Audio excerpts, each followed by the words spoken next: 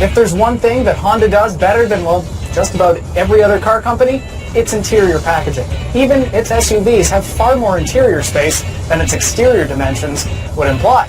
This all-new Honda HR-V is no different. The HR-V is yet another new entry into the rapidly growing subcompact SUV segment that includes the Jeep Renegade, Fiat 500X, Mazda CX-3, Chevy Trax, and if you squint a bit, a Subaru XV Crosstrek and Kia Soul.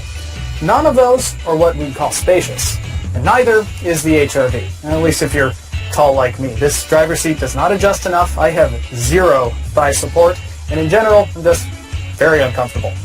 That person right beside, if you're of an average height or shorter, the HR-V is actually kind of tremendous. This is a rear-facing child seat. As you can see, it fits back here. More importantly, even I still have enough room up front. You can't say that about most of those little SUVs.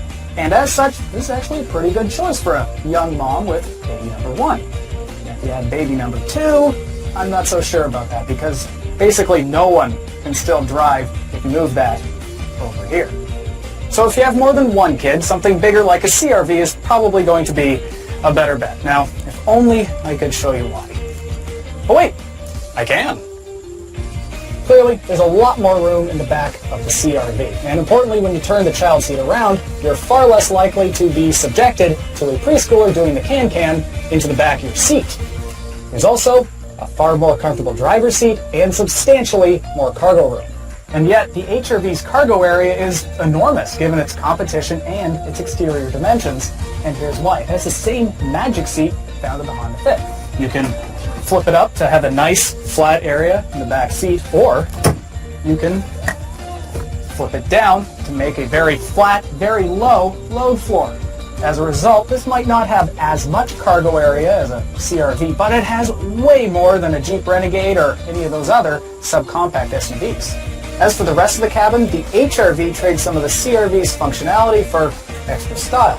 Now, this is certainly more attractive, but there are some issues. This high center console, although it does have this deep, clever 2-level cup holder, doesn't have a lot of other space for small items. This under armrest bin is pretty small, and then there's this area underneath the center console where all the smartphone jacks are.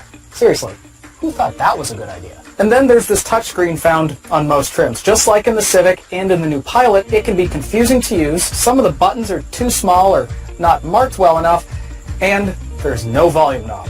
Things aren't much better under the hood. There's only 141 horsepower, and even that's at the top of its rev range with no low-end power to speak of. In other words, it's really slow, and it feels really slow. There's also an awful lot of vibration at idle. Now, you do get best-in-class fuel economy, but it's tied with the CX-3 that's actually the quickest we've tested in the segment. It's also more responsive and fun to drive. So, if you're looking for a small SUV with the most interior space possible, this HR-V is definitely your best bet in the segment. However, there are enough drawbacks here to warrant taking a good long look at all of those rivals.